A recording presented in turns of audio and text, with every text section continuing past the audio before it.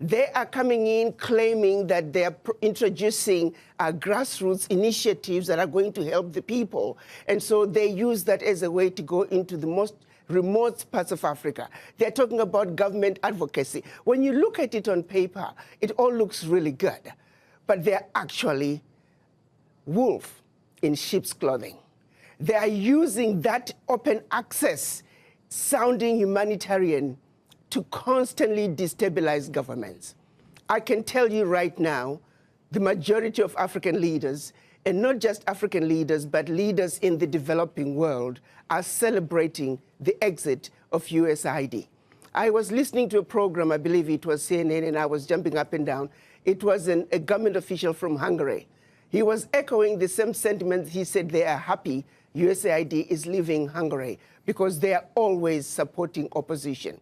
Their form of government advocacy is supporting whoever can keep the government in a turmoil. So, Ambassador, let me just jump in here for you. This is a message that I don't think many Americans hear. I think many Americans believe, not all of them, but many of them believe that AID was essentially set up for philanthropic reasons, for dealing with the HIV/AIDS crisis, dealing with the various instabilities in the region, dealing with infrastructure deficits. But you're saying that there was something else as part of that package, meddling. A major meddling agenda, major meddling agenda.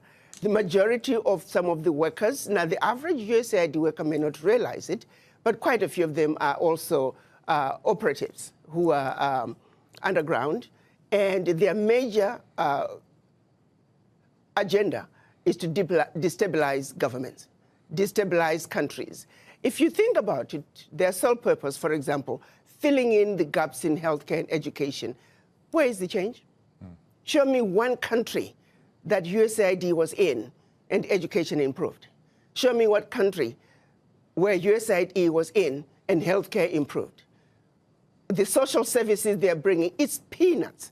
The American taxpayer needs to know the billions of dollars that are being given to USAID, a fraction is making it to the people. Look, one of the highest profile medicine programs is PEPFAR, which both Republicans and Democrats here in Washington are really having outcries about. It was one of the signature programs of President George W. Bush to try to respond to the HIV/AIDS epidemic in Africa.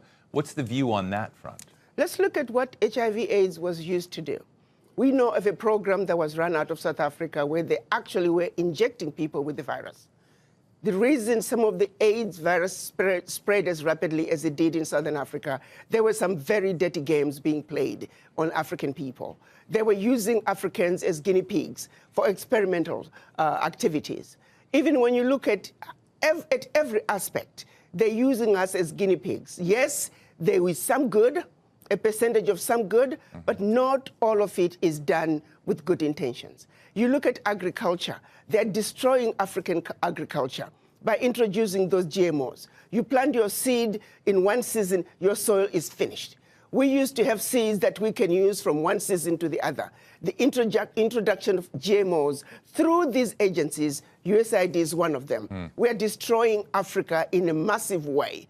A little good is coming out, but by and large, the end result, they mean no good. They can turn around and give us an inventory and say, as long as you have been in Africa and also other parts of the world, show us your success rate. You claim you're helping governments with education and healthcare. Show us your success rate. But I also turn around and say, African governments, why do you need this little aid to assist you in providing proper health care, proper education? The average African government can afford to provide those services for their people. I happen to have many friends that work for US. I'm not seeing any African leader cry over USAID leaving.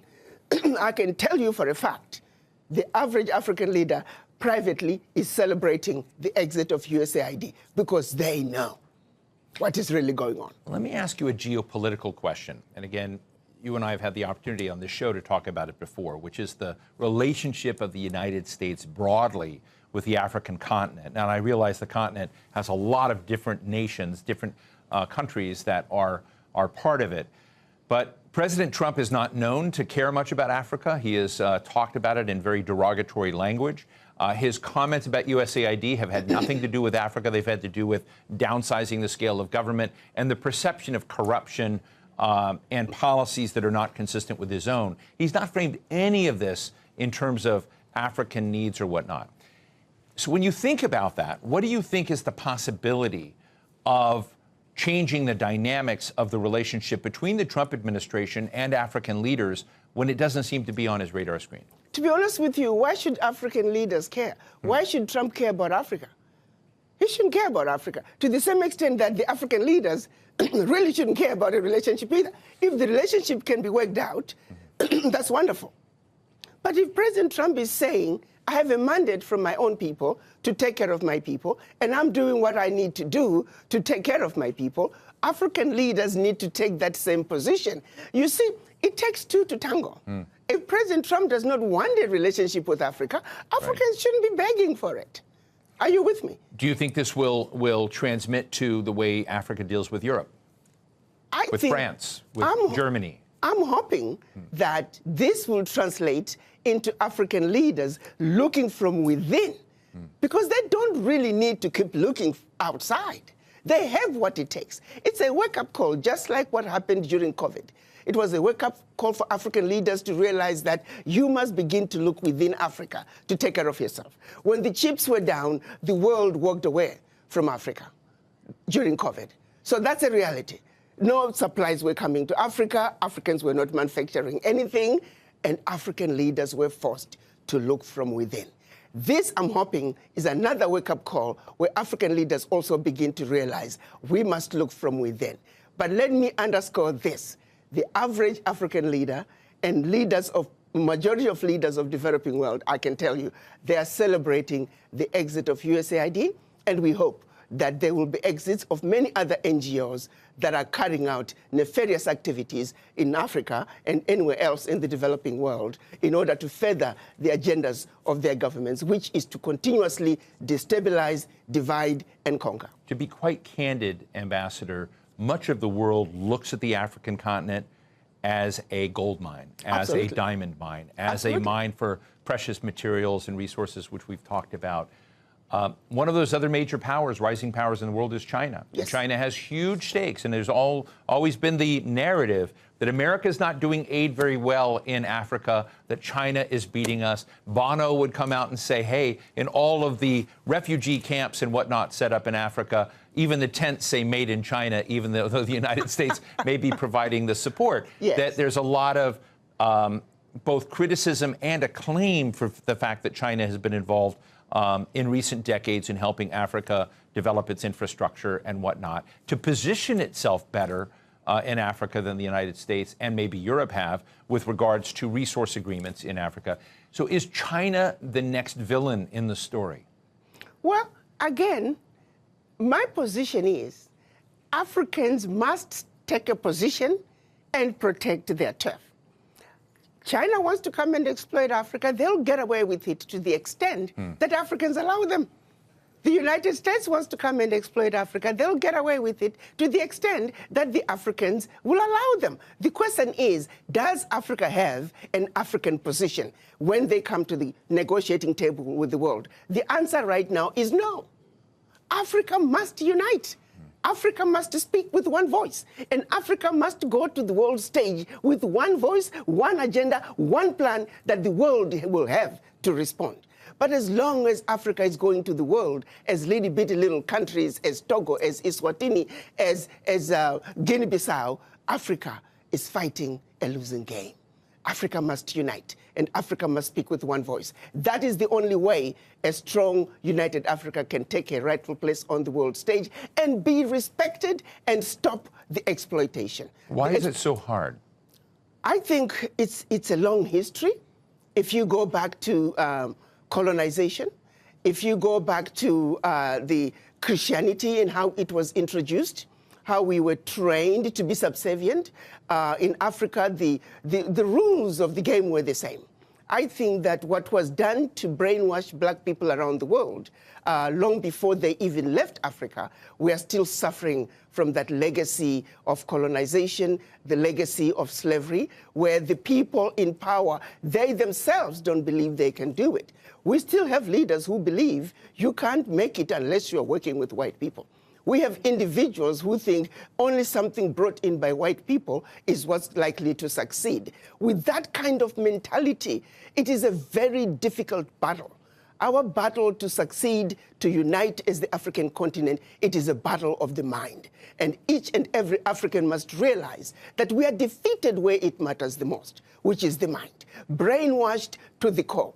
Brainwashed to not believe in ourselves and what we can do as individuals. Wherein lies the problem. It is the mind. I won't call them nationalists, but our continentalists are those that are trying to, as you say, take stock of their situation and raise up Africa and their nations by their own bootstraps to be less dependent on external countries and investment and aid.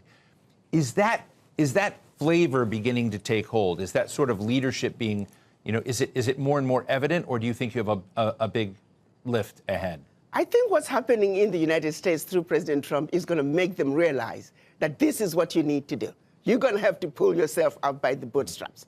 President Trump is saying, I have a mandate, America first.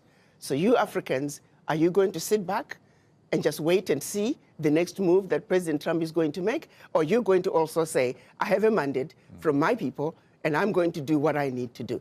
Take inventory of what you have in your country. Use it and use it wisely. No more begging. You don't need to have anybody filling the gaps in your educational system. You don't need anybody filling the gaps in your healthcare system. You don't need anybody creating initiatives in the most remote parts of your country because they claim that you, the government, cannot have access to that. How can somebody come from all the way from the United States, all the way from Britain, and access the most remote part of your country that you in your country cannot access? It is the most stupid thing. When you listen to the justifications and the explanations as to why they are there, it's a joke, and this needs to stop. Just finally, Ambassador, when you look at U.S. behavior retracting, we've just got a minute left, but I would love to know from you, what do you think about the UN? What do you think about the International Court of Justice? Because probably the contraction that we're talking about is going to happen in a lot of institutions. Do you worry that Africa will be worse off without those institutions? No, those institutions were created after the Second World War. United Nations, it took 4 weeks to create the United Nations. Why? In order to help the recovery of Europe. The World Bank, the IMF, it took 3 weeks to create them after the Second World War in order to aid in the recovery of Europe from its own self-implosion and destruction. So no. These institutions were not created to benefit the developing world. To the contrary, they were built to steal from the developing world. Their success is based on the failures of the developing nations where they have been stealing from. So no. We must celebrate what President Trump is doing by exiting the United Nations, by exiting the World Health Organization. We need the U.S. to exit the World Trade Organization because they are doing nothing on the African end. They are giving a blind eye to blatant exploitations, unequal, uneven trade policies that are hurting Africa. You take, for example, cocoa. Majority of the cocoa coming out of the world comes from West Africa, and yet it's only recently that African nations were allowed to add value to their cocoa. The World Trade Organizations, we may have a sister in charge. Well, Ambassador Adikana Chihombori-Quao, grateful. Whenever I talk to you, it is a new reset for us to hear your very fresh takes on the world. Ambassador Chihombori-Quao, thank you so much for joining us today. Thank you, Steve, as usual, for having me. It's been wonderful. I always enjoy talking to you. Thank you. I appreciate your good work. Keep up the great work. Thank you.